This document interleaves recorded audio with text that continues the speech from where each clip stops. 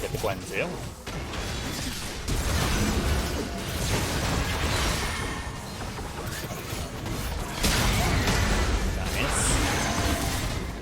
I can also get the Gwen as well, depending on this fight. Oh. I'm canceling so many auto attacks because he has Frozen Heart. That's the biggest benefit of why that item is just so strong.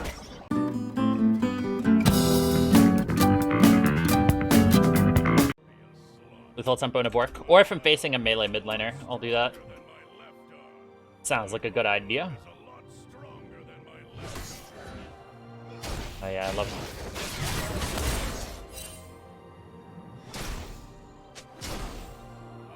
No boots.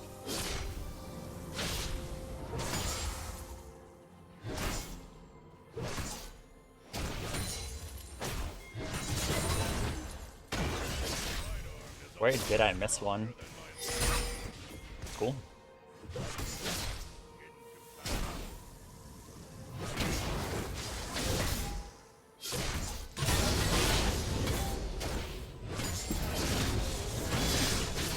That's just fun.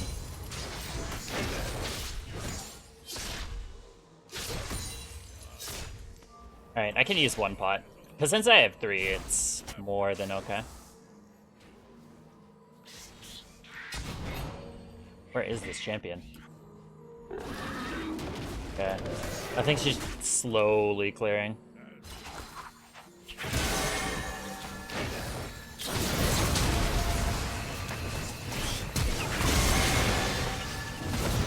Nice. Nice. Get the level 3, and then we'll go more for the kill.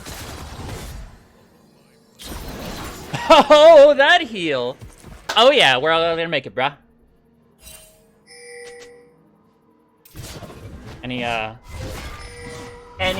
Any clippers right there? That's a YouTube short. That's a synapse. That's an everything. That's an everything. Bambi. Oh no. I'm not too familiar with fish, but I'm actually pretty sure that farmed fish might actually be better than not farmed fish. Wild fish might just have too much. Hey, thank you, Beefalo. Thank you, thank you.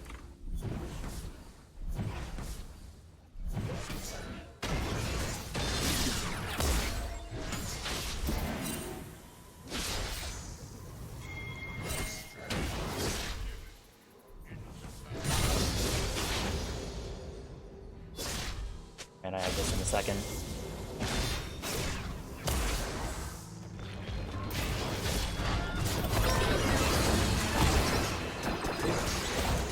Oh, he's mad, bro. All right, we're go push the mid right now. Let's see what's going on. Yeah, maybe. Yeah, so the reasoning behind a long sword with 3 pots start is that you get 450 sustain from pots, and then you also get longsword, which is the most AD. It's definitely way better than going Doran's shield. Morning, Wendy. Although it is, now it's still technically morning. Going by solar time as opposed to noon time.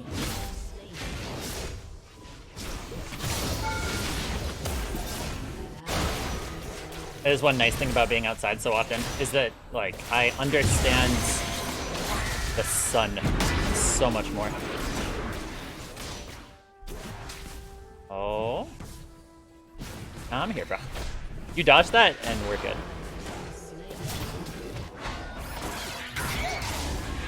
Oh my god. Alright, I have boots for you.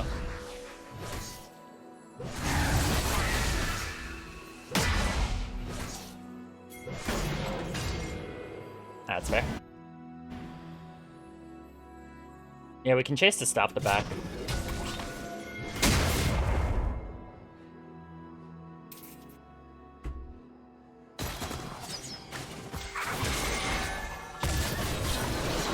You're so mad. You're so mad, bro. Yeah, the Blitzcrank was gonna be there. Ooh, if I didn't die to the Aftershock, I possibly could have gotten the kill on Lilia. But it's still really, really good. Because it delayed the back really easily. Nice, nice, nice. And we'll go. Go 1 dagger, then you can have 4 pots. Potentially a good idea.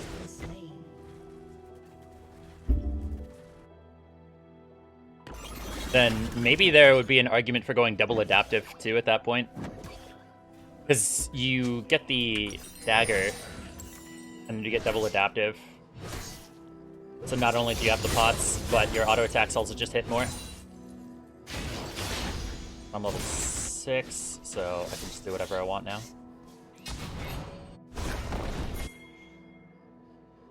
An ally has been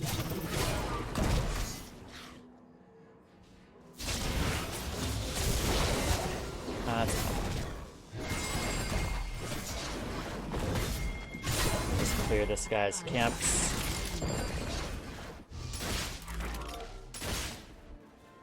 Going for the 3-man. Oh yeah.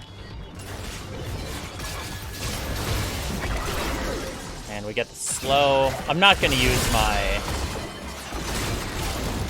I didn't want to use my E until he had already used his abilities. Because I could have just... Since I was between him and his turret, he could freely walk. Or I could freely walk to him without having to catch up. So I had no reason to use my E to get to him earlier. In situations like that, it's just good to have spin discipline. Because even though it might not have mattered there, there's a lot of situations in which if you just spin too early, then they flash or use a disengage ability, and then all of a sudden you can't get onto them. Ah, fine crit. Ah, tragic. The 4 fun. Thank you. Yeah, Comet is the lane rune. Comet is the rune for lane dominance on Azir. And so since Azir has not dominated lane, it's looking good.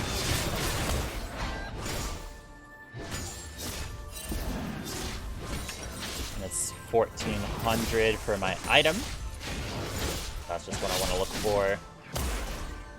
Look at your items. What? Oh! It looks like this guy is trolling, right? It looks like he's trolling, but all of the items that he took were consumables. So his smite item was a consumable, and his thing was a consumable.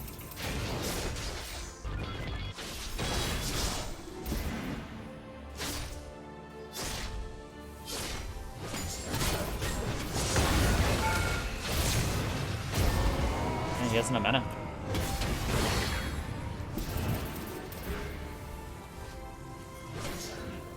He does? I think he has TP. I had to watch out for that flash. A little bit unfortunate. This guy's 303. No items. Let's go.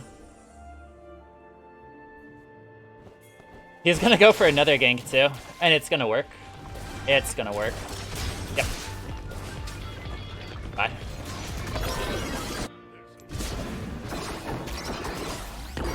Yeah, I was a little bit greedy by not flashing right there. Nice. Well played, well played.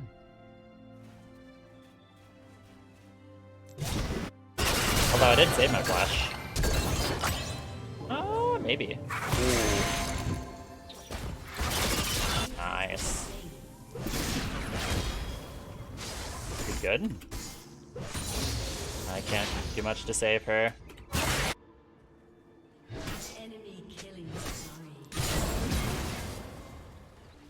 I do have to watch out for those blitzcrank timings. Because I want to go for a play on Azir. Goes with a little bit of a hex flash. That's good.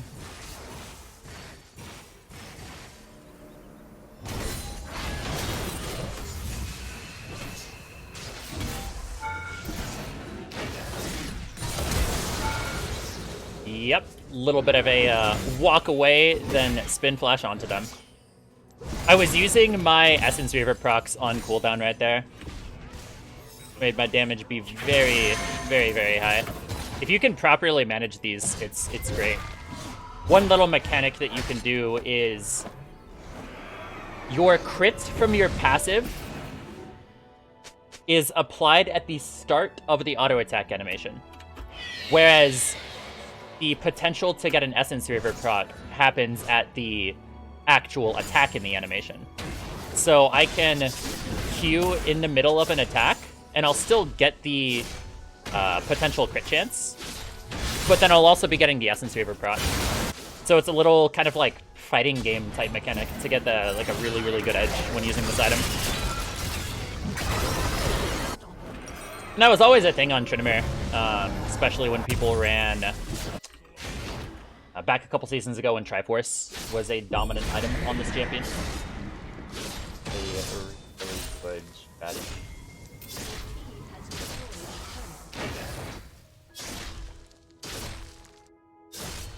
Good. Just gonna get ulted. Ah, well played.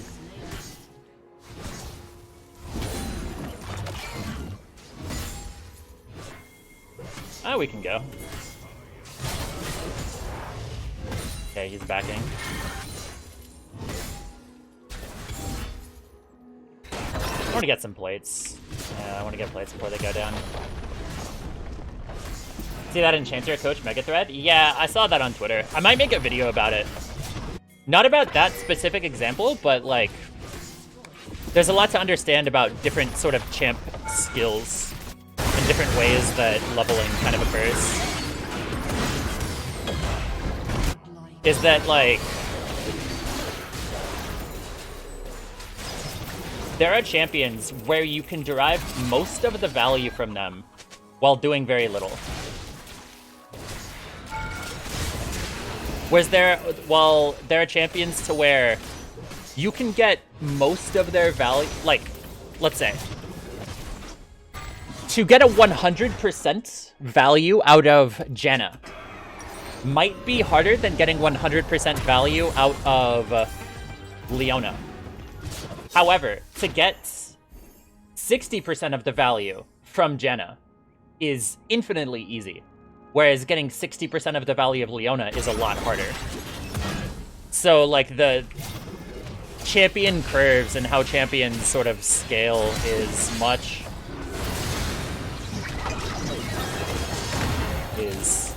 very different. And so it could even possibly be true that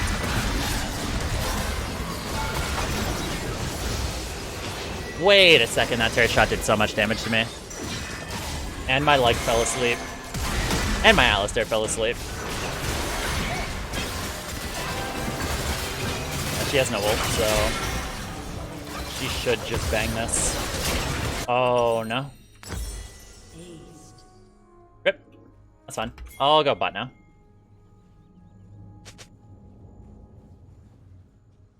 Yeah, so even if there's this idea of enchanters being hardest at the highest elo, or at the highest level, enchanters might be harder to get the max value out, which I don't even think is true. It's still that isn't an inconsistent statement with the idea that it's much easier to do decently on enchanters than engaged supports. Similarly, in high-level games, it's really, really hard to play Yi and Tryndamere and do Deer in high-level situations. Like, they're some of the hardest champions to fight on in the game. Does that mean that it's the same in lower levels? No, not at all. He literally has nothing to stop me. I stopped his E. This is the one thing about the Azir matchup that you always want to do, is that if he E's into a champion, if he shuffles into a champion, he stops. So you want to try to do everything you can. I might just flash this. I'll flash it. Yeah, I'm not in danger of dying right now, since they were all away. Talking about the hardest champions, Malphite, Galio, and Skarner based.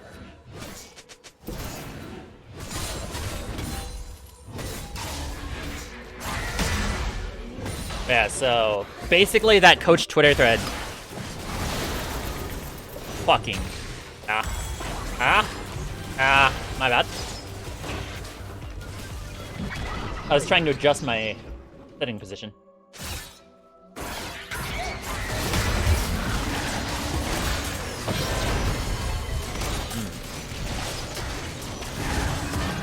This guy is doing very well on that champion. But no, if I just would have ulted right there, we would have been fine.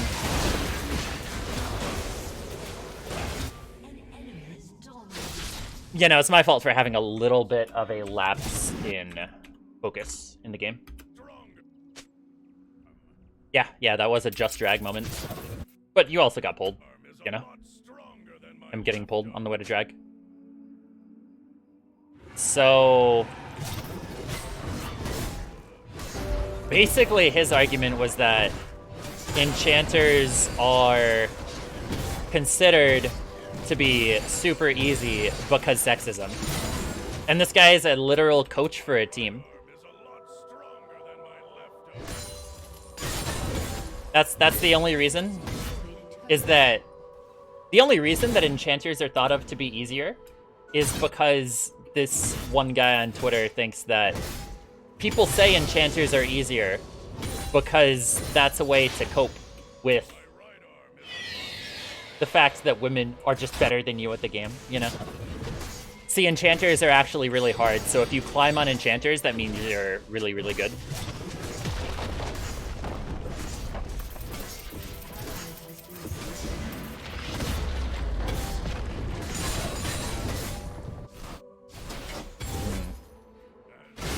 Yeah, nobody can match us in splits.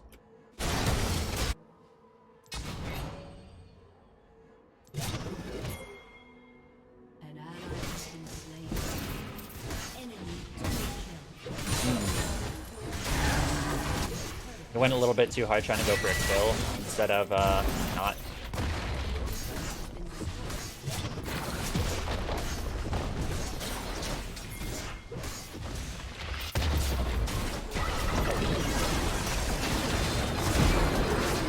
Wait, is he really gonna die?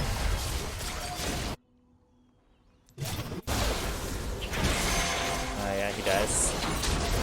You can still play this, yeah?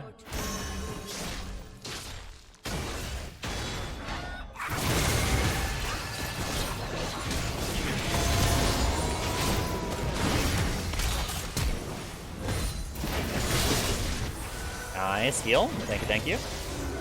He actually didn't have Leandri, so it was fine right there.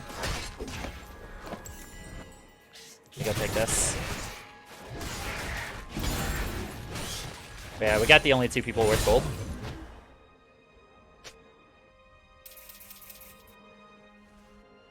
Let's see if there's anything I can get right now. Let me get your blue and your life. Sorry, bro. Sorry, bro. Okay. Okay. I know the feel. I actually don't know the feeling. I don't know what it's like to have that happen. Play enchanters because they're easy to play. I hate them. I hate enchanters because they're easy to play. You hate enchanters because you hate women. We are not the same. Yeah. Howdy, chat. Howdy, partner. And Rush Baron. I'm done. Look at my bork. And we're gonna gork. And by gork, I mean go. Go. Like a Chinese checkers game. Chinese chess.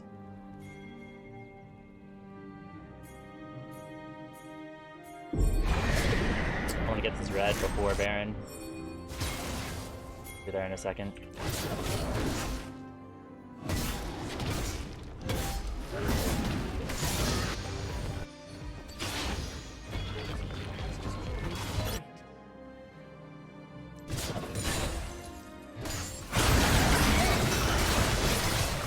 Oh, okay.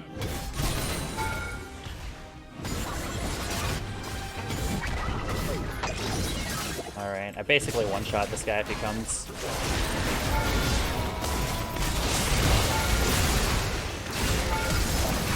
That's so messed up. I messed that up really hard. I don't know what happened. There's a little, like, skip right there.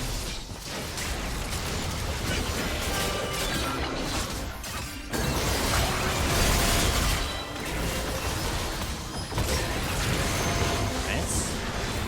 That's cool. No, the Jace.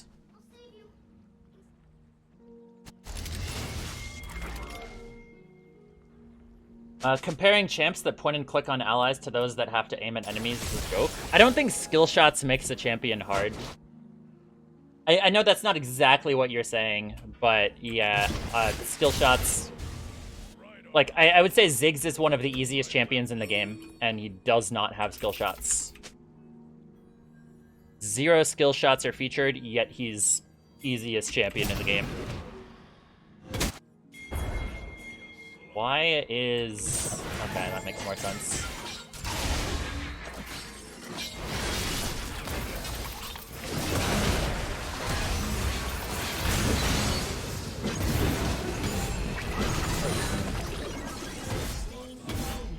Get the Gwen too.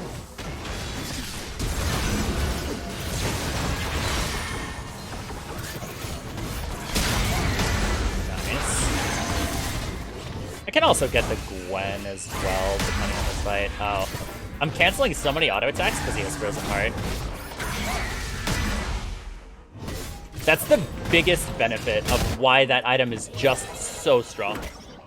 Frozen Heart is really powerful because it makes people cancel auto attacks because they're used to kiting at a certain level, and then all of a sudden they can't do that. I guess he wants it. So, like, you can win a lot of fights that you're not expected to the first fight after you get a Frozen Heart. Because people don't change their kiting habits when they first meet Frozen Heart often.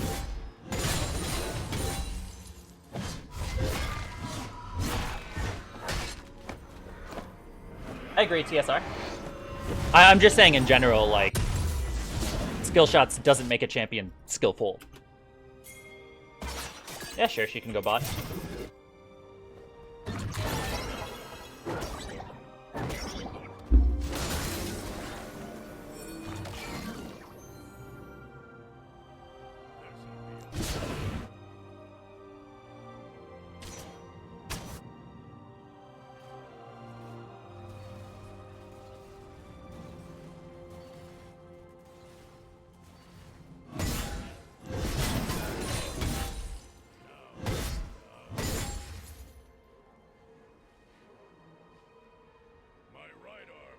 Wait, LCS is behind if they have those type of coaches. He's not an LCS coach. He's like an amateur coach. Which, to be fair, isn't better. But yeah, a lot of coaches in amateur, especially in NA, are like legit gold players. They're very much not good players at all. Yeah, I should have stomped this game way harder. Just had a couple like little mistakes. But this is my first game. A little bit of a warm-up. Looking good though. Got all of the fundamentals there. Yeah, I'm still thinking the boots start would be good, but also longsword start is good. Who could stop me? Varus? No, he can't.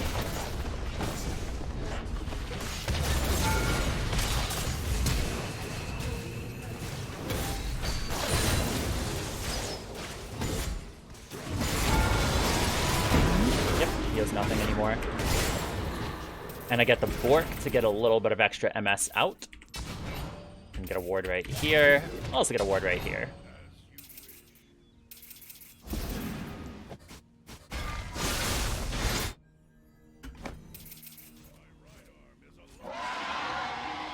At some point, the click spells are harder to do than skill shots. Yeah, I mean, yeah, for sure. Lee Sin, good example.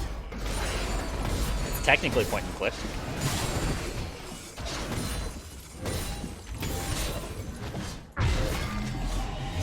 But it also has such a high ceiling. Like, Lee Sin is a good example of, like, you can do most of the stuff. You can do pretty well on the champion without understanding a lot of the big mechanics. But to get 100% out of Lee Sin, it requires so much work to be able to make that champion function at a decent level. decided to stop playing Trynd because he's actually abnormally hard. Yeah, he's not an easy champion to play. It can be easy to get a good amount of value out of Tryndamere, but to make Tryndamere work at a decent level is very, very, very difficult. There's so much that goes into it. This is evidenced by looking at every pro player who's been playing Tryndamere recently. They're all just trash. They're all so bad at Tryndamere. They're not taking dives when they can. They're missing ults. They're missing split opportunities. They don't understand when to split, when not to split. Their team fighting is terrible. Their spacing with their... I don't want to proc Bork on him, so I'll just go for the 2 autos. I could have gone for more. Yeah, especially team fighting and just general spacing on the champion is really bad for these pro Tryndamere players. And a lot of people who don't play Trynd are like, hey, this champion is so easy. But then you see Tryndamere. Like, you see the top pro players, top Korean pro players, best players in the world try to play Trynd. And they're terrible at it. So it's like, that just shows that Tryndamere is a much harder champion than you'd hear people on like Reddit or Twitter saying. Tryndamere is not an easy champion, especially at high levels. Similar thing that people will say with Yi is that if you're like a gold player, you're like, Yi is so easy and so OP. But then you see Yi in higher elo games, or you try to play Yi in higher elo games, and it requires so much finesse to play that champion well that like you're gonna have a really, really hard time actually pulling the champion off. Oh, I'm sorry, Azir turret. Did I startle you? Not really gonna stop me for long. Probably should have. He should have put that turret mid lane because they had an easier defense on mid lane. Ding, ding, ding. Why don't I go attack speed boots on Trynd? In the context of the standard build, it's really good, but in the context of like Essence Reaper Rush builds, it's much better to go Lucidity boots, which are cheaper. CDR acts as sustain. Ability haste is really, really nice, and then Summoner Spell haste also really, really good. Just having abilities a lot more often is so valuable. Incredibly valuable. Alright, yeah. Waiting for our team to get stuff set up. As soon as my team is more willing to engage, then I will happily...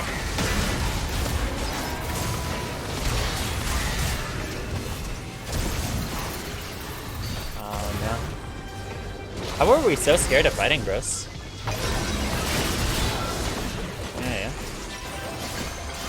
That was a good sign for my team to go in, but I guess we just don't. I guess I could have played that slower. Yeah, I guess I could have played that slower. Oh, do we still lose fights? It might make sense. Okay. Now we have the wave, so it should not be hard. And we still have 3 up.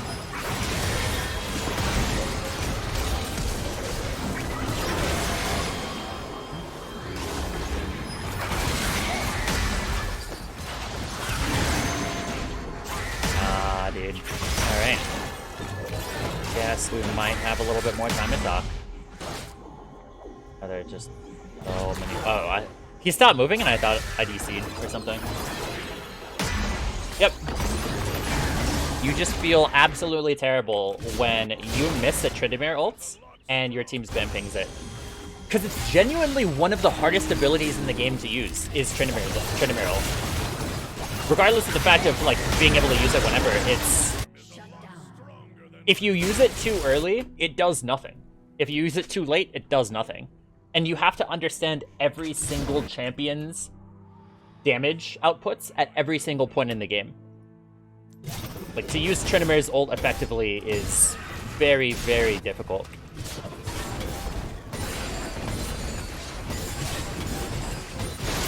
I cannot just ambush the Nexus. Maybe we could TP? I think they have enough CC to stop that. We'll just go for the Baron that ends.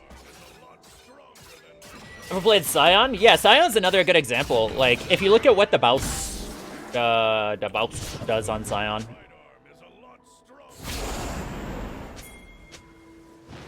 Yeah, we just Baron. We're just Baron here.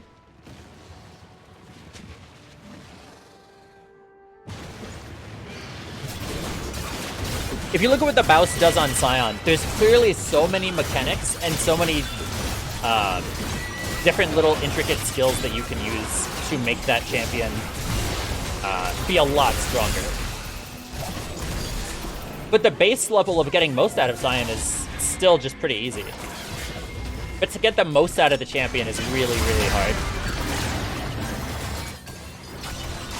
Whereas, like, Leona is harder than Soraka. But to get the most out of Leona is easier than getting the most out of Soraka. Oh. Yeah, it's fun. Alright, everybody. Thank you guys all for watching. That's a decent game. Decently long game. Not close to that. See you guys all in the next video. Have a wonderful day. What do you guys think about the build, about the runes, about everything that I've said? Because this has been a very talkative video with a lot of valuable points. See you guys in the next video. Have a wonderful day. Goodbye. Good night. Geek.